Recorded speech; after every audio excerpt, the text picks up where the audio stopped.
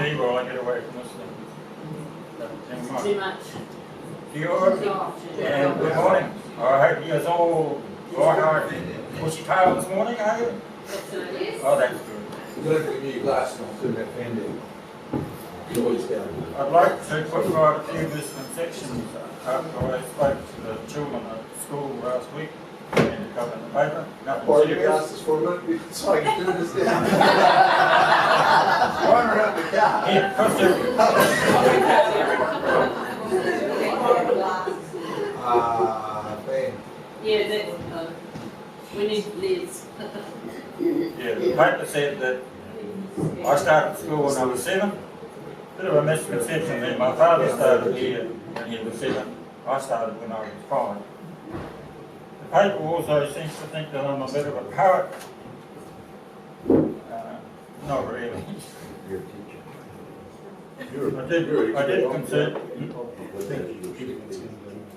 I did compose some poetry when I was driving a truck on a night shift to help keep me awake. And some of it's got on the book here. Teacher's hand got gone spelled the dream. Children came, I heard them sing. Now all is still so bird on wing. I spend my days reading. First to come to this fresh land, teacher's name is Billy Brand. 4 fresh faces, the been a lot. Sorry, 5 fresh faces, the been a lot. 4 more from the house of Elliot. 4 Garretts, 5 Garretts, sorry, 5 Garretts. And the girl, I have sound Cedric. girl named Actually, Hey, mate. in here. Then you've got a flex slide, mate. and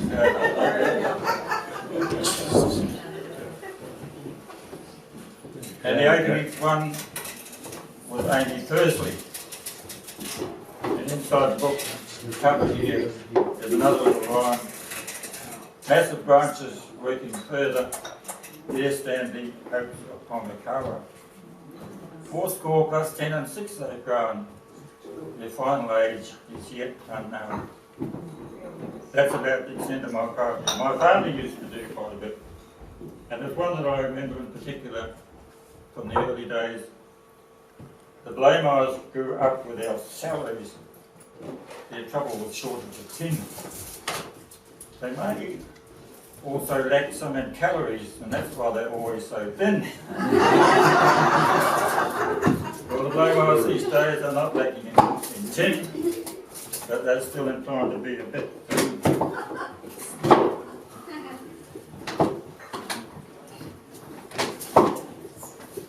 The other thing that came out of this article in the paper was that I was a prolific writer of books. Well, it amounts to 3. That's not political. The first was a little book here called Travel by Bus, which was a collection of 20 columns of different times, which I wrote in serial form after I came back from overseas. The next one you've all seen, and I hope you've been buying this thing, because it's got a pack of information in it, and I tried my best to make it interesting. I read an account a while ago which was done in. Thank you. Can you hear me all at the back all right? Can you hear me now? Yes.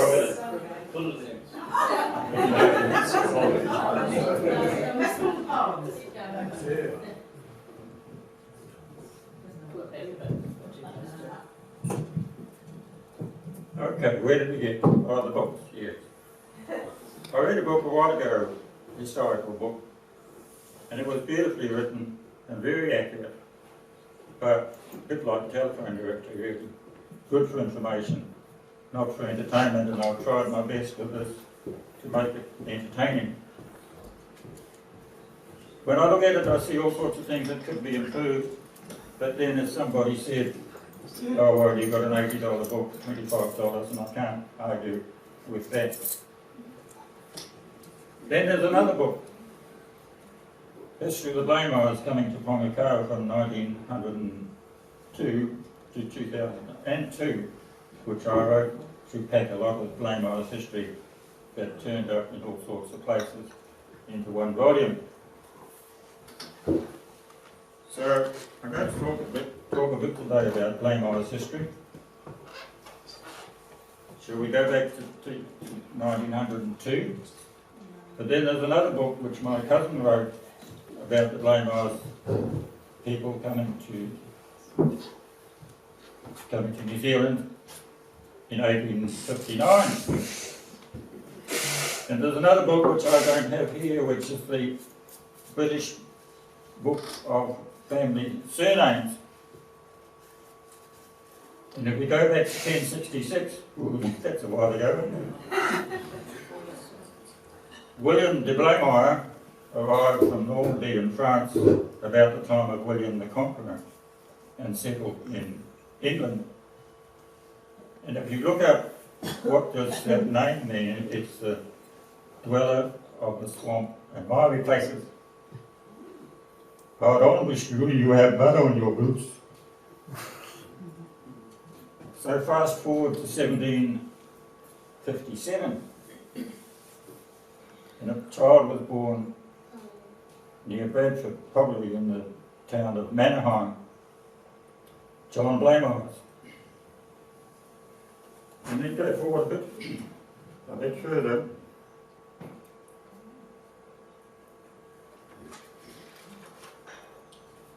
And we come across this tombstone in the little town of Eccleshill, just north of Bradford. It reads, "Sacred to the memory of John Blaymires." Now you notice our name is spelled two different ways. Sometimes it has the Y in it, sometimes it doesn't. So here's John Blaymires. More than 40 years schoolmaster in this town.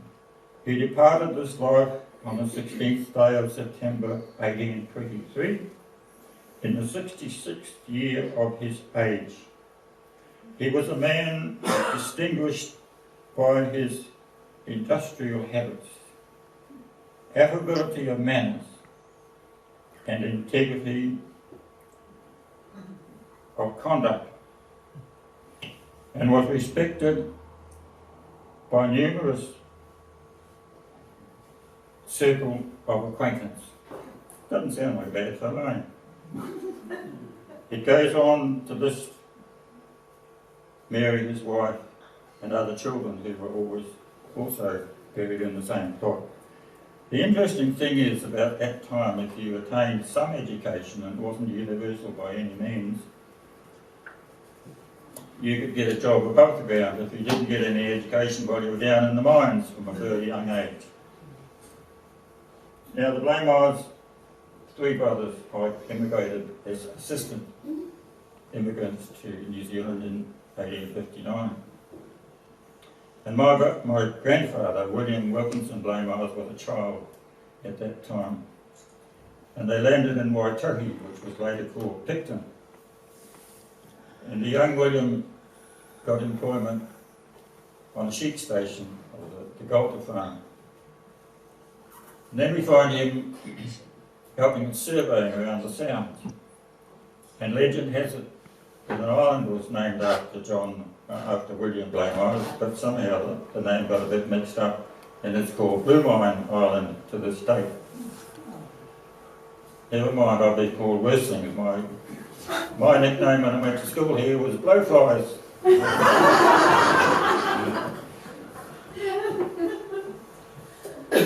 Next we find William Blaymires. He's a railway porter at Pongakawa station just out of Blenheim, and he had a little room on the station where he lived. And across the road was a cottage, and two sisters lived there. Ooh, that looks suspicious, doesn't it, eh? They were Miss Hay and Miss Neal, dressmaker and seamstress by occupation. And as time went on, there was companionship and conviviality and singing. My grandfather was a great singer. And romance between William and Rose Neal. And this duty, of course, proceeded to marriage. And what was William to do then? He couldn't cart off his new bride to a room in the railway station, so he moved into the cottage. And Miss Hay stayed there also, so she from an early stage, she became part of the family. In due course, William bought a farm or a block of bush at Kaponga, South Taranaki, and moved his family there, and Miss Hay went with them also. Of course, babies arrived, and a good intended midwife said, well, Rose, you're far too small to breastfeed a baby. When do you want a bottle? This only ensured that Rose had more pregnancies and more often. There was George, and then there was William Jr., and then there was Philip, and then there was Joe, and then there was Mary. 6 of them. William got sick of the mother of Taranaki, so he bought a sheep farm at Fielding, moved the family there. By this time, Rose had contracted TB and was getting in a pretty sad state, so the doctor said, you've got to get her to Napier in a dry climate. So they loaded it all on the railway train, and Rose went on a stretcher in the guards van to get to Napier. It was too late, she died in Napier. So that left William with 6 children and Miss Hay, who he greatly disliked, but she kept the family together. William bought a block of land on a scrub on Manitouka Road, and they took the steamer to Auckland, train to Rotorua, and then William looked around for some transport, and he found a wagon that a Mr. Ryburn from Te Puke had carted pumpkins to Rotorua, and so the family came back as a backload on the pumpkin wagon. Not quite what Cinderella did, but anyway, got them there. So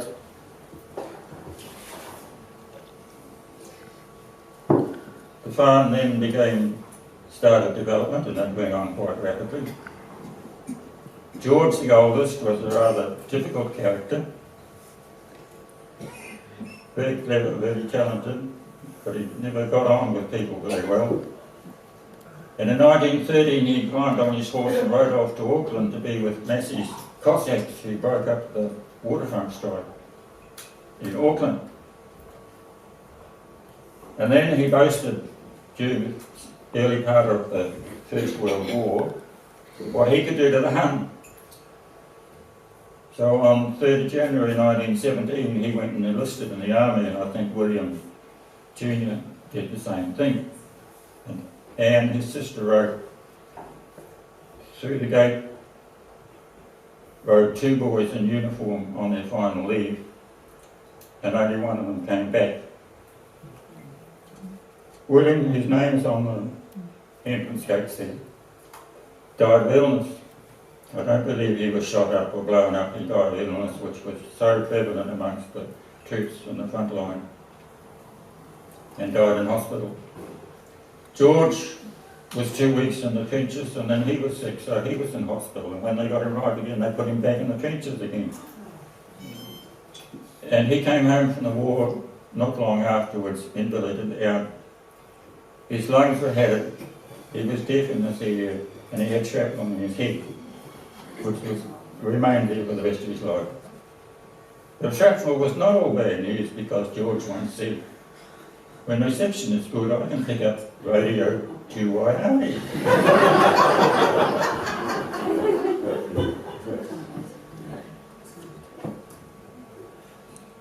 The times after the war for a while were quite good, and the Blaymires farm turned in a profit of £561 in 1920. But then things suddenly went downhill. Early in the 20s there was a slump, which a lot of the retired servicemen who'd been put onto farms just had to walk off because they just couldn't make it over. And we get the right page here somewhere. In 1923, the family farm made a profit of £14, 4 shillings and 6 halfpenny. So, yeah, not just near the time to tough on the farm, they were there too. So, the farm carried on then when my grandfather died in 1931, and the depression was going downhill at that stage. My father found himself with the farm, owing money on death duties, and owing 3/5 of the farm to his brother and 2 sisters. And for a long time he was broke, he was bankrupt, but he managed to carry on. And so we have developed to where we are today. Now, the Blaymires always kept diaries, although they didn't actually always get to the end of December. Sometimes they finished, one ended up in March, but they were a mine of information. The Blaymires diaries were the absolute minimum of words. And the classic is one on the 17th of February 1926, which said, went to wedding at Blackpool, started on honeymoon in car.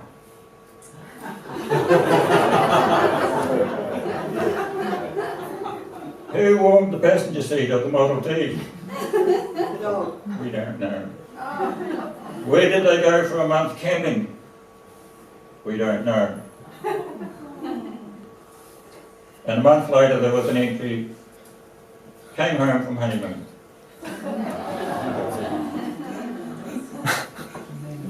So, came into our family, the one that's not stated, was Eileen Brightwell, my mother. So perhaps we should go back a little bit into the history of the Brightwell family since they become part of us. My mother was born at Manaia, which was not far from where my father was born at Kapoma, but there was no connection in the family until they got to Pongakawa. Her father, Fergie Brightwell, took up a farm in Tipuki. To get his family up here, he bought a coach and team and loaded them all into the coach and set off for the Bay of Plenty. 5 children, Jane, his wife, grandfather Fergie. Grandfather Fergie was one of these people, even with horses, when he got on the road, nobody was going to overtake him, so he didn't stop. And somewhere along the line, all the kids started shouting, stop there, stop, father. And he wouldn't stop. Eventually they got him to pull up the horses, because what had happened was Hazel, the baby, had fallen off the back of the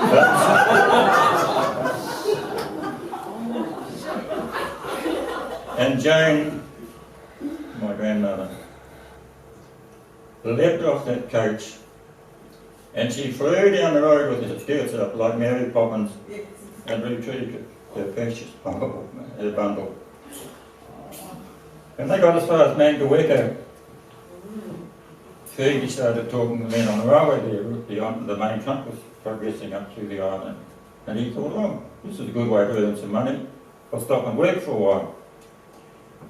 So as the main trunk progressed, the family moved from Mangaweka to Udiku to Taihape to Waiuru to Kangawa. And they lived in a tent through the winter. It did have a board floor, a bit of timber around the side, but it was under canvas. And I've been to the spot near Kangawa where the family had their tent. Then they moved to, when the railway was completed, they moved to Te Arawa. And then they finally got to Tipuki, bought a farm on Rangigu Road. And when that was sold as a going concern, Fergie insisted that they walked out, left the house what it was, and they left the house even leaving sheets on the bed. It was, to him that was a going concern. And then they bought a place in Pongakawa, which later became the Hasty Farm on the corner of Station Road and Old Coach Road.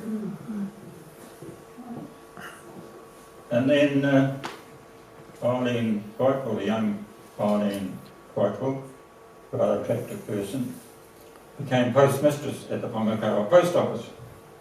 Now the Blaymires family got their mail from Pangaroa, but I'm sure my father would rather have collected it from Pongakawa post office because there was an affectionate young lady and eventually they were married.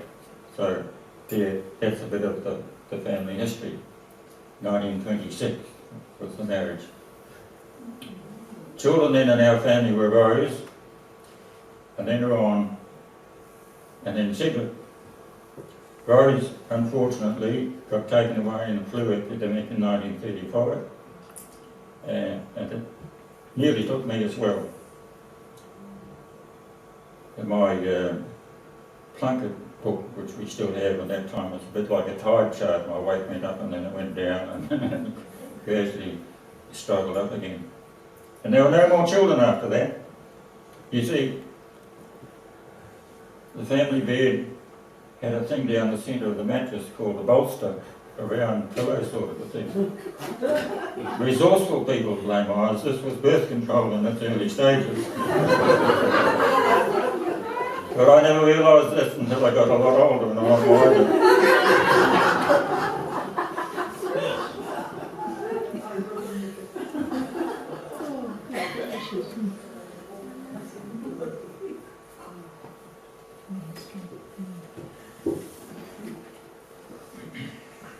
Yeah, I think that covers brief family history fairly well. I don't want to carry on and on. I could tell a lot of tales, but perhaps another time. Being an old Joe, a lot of it's up here, and I can recall it, that what happened yesterday is a lost cause. You got to be anything like that too? Yeah. Yeah, I do congratulate the people of Pongakawa who have put this on. Congratulate on you, on the committee and the staff and the parents and what you've achieved here at Pongakawa. I was thinking, you know, what will it be like in 100 years? We don't really know, but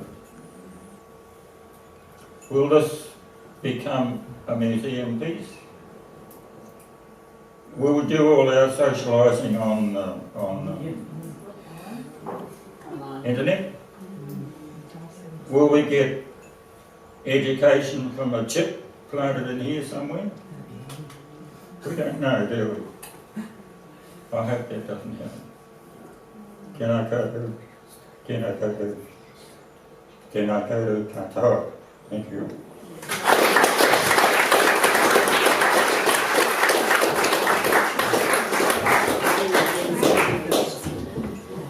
Thank you, Cedric. Just to extend the comment that he was making, my father made an observation of his mother, Helen Benner. Life started off with transport of a buggy. I think it took 2 weeks to get from Nelson, where she was born, to get to Pongakawa. At the end of her life, she flew from Auckland to Brisbane in 2.5 hours. So when we look at what life is going to be like in another 125 years' time, I think it will be very, very different. But that's for our children to experience. This is my grandson Max, who's come down from Auckland. So another new generation of Benners is about.